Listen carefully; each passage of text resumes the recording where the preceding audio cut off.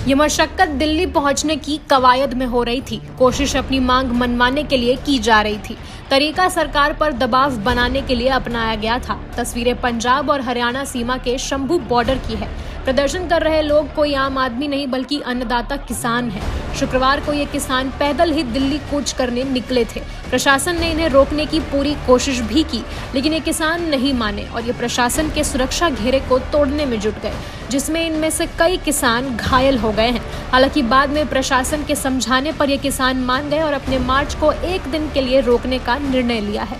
ये कल का जत्था इसलिए रोका जा रहा है, अब ये कल का जत्था परसों जाएगा। ठीक है जी, ये क्यों परसों कर दिया गया? एक तो जो उन्होंने कहा है कि हम वार्ता के लिए तैयार हैं, कल का दिन हम देख लेते हैं। अगर वो बातचीत करना चाहते हैं, उनको समय मिल जाएगा, पता चलेगा। अब केंद्र ने वार्ता करनी है या नहीं करनी है, ये उनका अपना आजाद निर्णय होगा। हम चाहते वार्ता हो।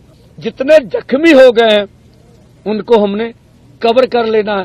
परसों 12 बजे 2 फोरमों ने जो निर्णय लिया है, 101 का जत्था इसी तरह से आगे बढ़ेगा।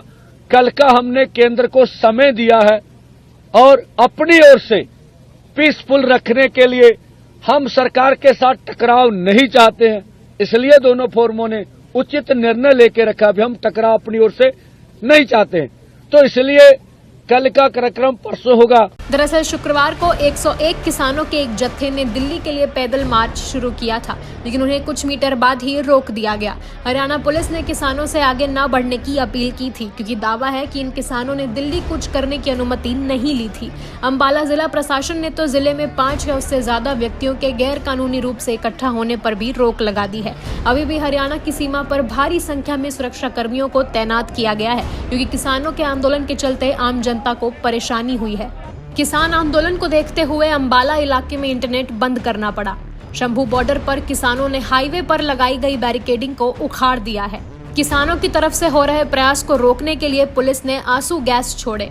किसानों ने कंटीली तारों को भी उखाड़ा, जिस कारण कई किसान घायल भी हो गए। किसान संगठन के मुताबिक 8 किसान घायल हुए हैं, जिनमें 2 गंभीर रूप से घायल हैं। अब रविवार को दोपहर 12 बजे किसानों का दूसरा जत्था दिल्ली के लिए रवाना होगा। अब सवाल उठता है कि किसानों का ये पैदल मार्च क्यों किया जा रहा है, जब केंद्र सरकार पहले भी किसानों की मांग मान चुकी है और अब भी बार बार इन किसानों से इनके मुद्दों पर बात करके हल निकालने की बात कह रही है। तो इसका जवाब है कि किसानों की कुछ मांगे हैं। दरअसल ये किसान सरकार से एमएसपी जैसे मुद्दे पर एकदम साफ निर्णय चाहते हैं। एक बार इन किसानों की प्रमुख मांग जान लीजिए, फिर आपको इनकी मांग पर केंद्र सरकार का रुख भी बताते हैं। एमएसपी गारंटी को कानून बनाया जाए, स्वामीनाथन आयोग की रिपोर्ट पर कीमत तय हो, किसानों का कर्ज माफ हो, भूमि अधिग्रहण अधिनियम 2013 दोबारा लागू हो, विद्युत संशोधन विधेयक 2020 रद्द किया जाए, आंदोलन में मारे गए किसान के परिवार को मुआवजा मिले। किसान जिन वजहों को लेकर ये पैदल मार्च कर रहे थे, इसको लेकर शुक्रवार को संसद के शीतकालीन सत्र में आवाज भी उठाई गई। कांग्रेस नेता जयराम रमेश ने केंद्रीय कृषि मंत्री शिवराज सिंह चौहान से इस पर सवाल किया। सुनिए शिवराज सिंह चौहान ने क्या जवाब दिया है। 50% लागत का 50% से ज्यादा मिनिमम सपोर्ट प्राइस तय करेंगे और खरीदने का भी काम करेंगे। आपने नहीं खरीदा, मैं एक आंकड़ा पढ़ के बता सकता हूँ। कांग्रेस की जब सरकार थी, कभी एमएसपी पे आपने खरीद नहीं की। किसान खून के आंसू रोता था, लेकिन मेरे लिए किसानों की सेवा भगवान की पूजा है और यही मान के उनकी सेवा के काम में निरंतर लगे रहेंगे।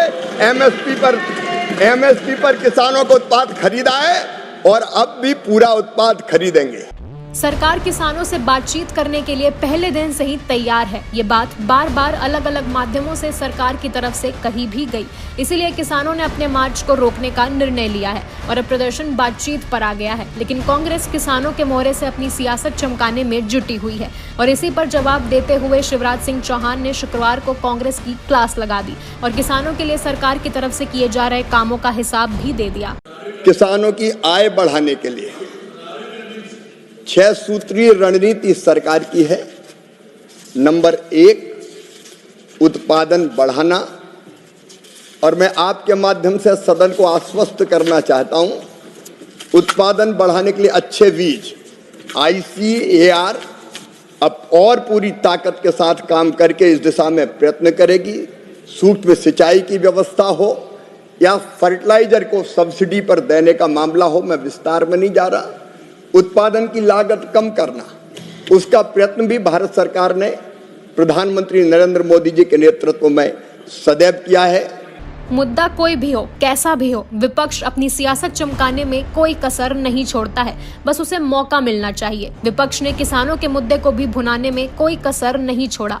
शुक्रवार को सदन के बाहर कांग्रेस के कई नेता तख्तियां लेकर इसके खिलाफ प्रदर्शन करते हुए दिखाई दिए। इसके बावजूद सत्ता पक्ष अभी बातचीत की बात ही कर रहा है, जबकि विपक्ष सियासत चमकाने में जुटा है। जब किसान आंदोलन हुआ तो सरकार ने कुछ वायदे किए थे किसानों के साथ, देश के किसानों के साथ, जिसमें एमएसपी को अमली जामा पहनाकर लीगल गारंटी देने का एक वायदा था।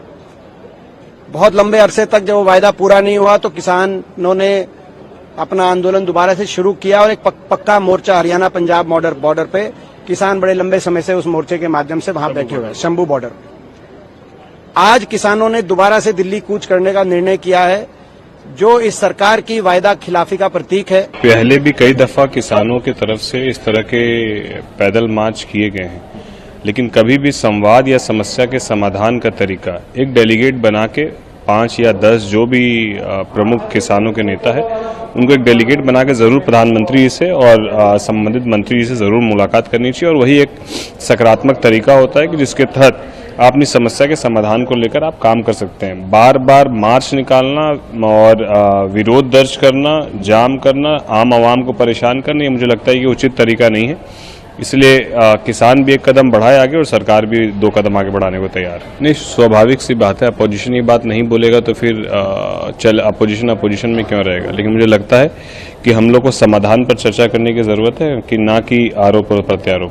कांग्रेस सदन के बाहर जिस एमएसपी को लेकर विरोध प्रदर्शन जता रही थी, उसको लेकर कृषि मंत्री शिवराज सिंह चौहान ने शुक्रवार को भी सदन में जवाब दिया। और इससे पहले बीते 3 दिसंबर को भी सदन में ही एमएसपी पर सरकार का पक्ष रखा था, वो भी पूरे आंकड़ों और तथ्यों के साथ। लेकिन तब भी विपक्ष के बगावती सुर थम नहीं रहे हैं।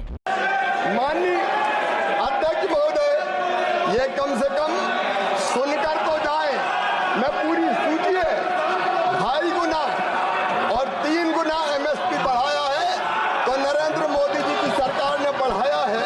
और मैं एक उदाहरण और देना चाहता हूं, जब उधर की सरकार थी ये खरीदते नहीं थे, केवल एमएसपी घोषित करते थे। माननीय अध्यक्ष महोदय, ये सुन के जाए, इनने दलहन की खरीद 6,29,000 मीट्रिक टन की थी। मोदी जी की सरकार ने 1,71,00,000 मीट्रिक टन खरीदी है।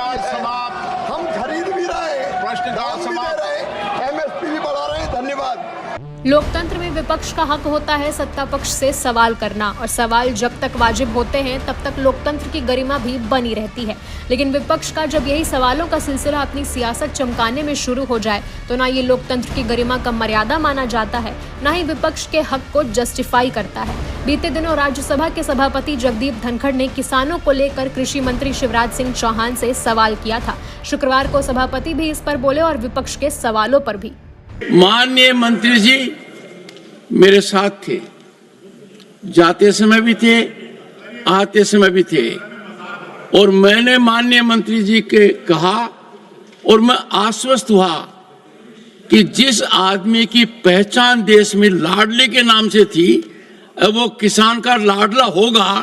और मैं पूरी तरह आशावान हूं और ऊर्जावान मंत्री अपने नाम के अनुरूप शिवराज ये कर दिखाएंगे। जयराम रमेश जी से मुझे उम्मीद थी कि वो कोई प्रश्न पूछेंगे, किसान को बड़ा अच्छा लगता यदि अगर एक बार भी एडजमेंट मोशन आता, आया नहीं। फिलहाल किसानों ने अपना मार्च अभी के लिए रोक दिया है और सरकार से बातचीत करने के लिए शनिवार का वक्त दिया है। अब देखना होगा कि बातचीत में क्या निकलता है।